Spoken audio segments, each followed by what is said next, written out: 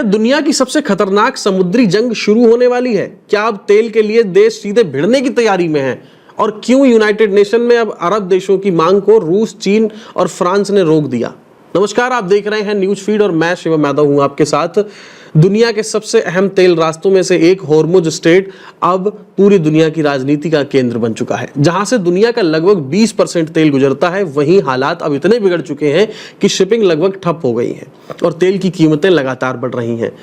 इसी संकट को लेकर सऊदी अरब, यूएई और अन्य अरब देशों ने भी यूएन सिक्योरिटी काउंसिल में एक बड़ा प्रस्ताव रखा। मांग ये थी कि जरूरत पड़े तो सैन्य कार्रवाई करके हॉर्मुज को फिर से खोल दिया जाए, लेकिन यहीं से खेल पलट गया। इस प्रस्ताव का रूस, चीन और फ्रांस ने विरोध किया। इन तीन देशों ने साफ कर दिया कि सैन्य कार्रवाई से हालात और बिगड़ेंगे। यह प्रस्ताव एक तरफा है और इससे युद्ध और फैल सकता है। इसी वजह से प्रस्ताव को कमजोर करना पड़ा और ऑफेंसिव एक्शन हटाकर सिर्फ डिफेंसिव मेजर्स की बात रखी गई। असल में यह पूरा संकट शुरू हुआ जब अमेरिका और इजराइल के हमलों के जवाब में ईरान ने हॉर्मुज को लगभग बंद कर दिया। इसके बाद जहाजों पर हमले, रास्तों में माइंस और कई देशों के जहाज फंसे। हालत ऐसी हो गई कि जहाजों की आवाजाही 90% तक गिर गई और सिर्फ एक फैसले ने पूरी दुनिया को हिला दिया। तेल $100 के पार जाने की आशंका, एशिया और यूरोप में सप्लाई संकट, खाद्य और ऊर्जा की कीमतों में बड़ा उछाल और सबसे बड़ा सवाल, अगर हॉर्मुज बंद रहा तो क्या दुनिया 1970 जैसा तेल संकट फिर देखेगी?